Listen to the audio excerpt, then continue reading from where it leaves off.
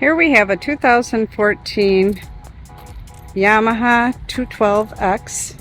Has twin 180 horsepowers, HOs, spare on the trailer, tower, has ballast bags,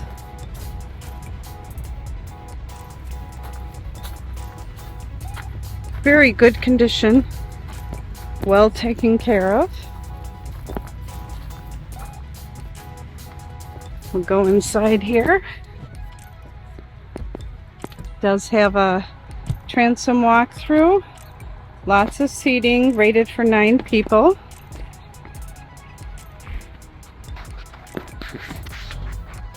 Your cruise assist, Clarion stereo, tilt steering, bolster, drivers, passenger seats there. In-floor storage under all the seats. It does have a windscreen. That door there opens up and goes across. Lots of seating in the front. You also have a ladder and an anchor up front. Full windshield. Does have a table. Bimini top and a full cover. Does have one wakeboard rack over there.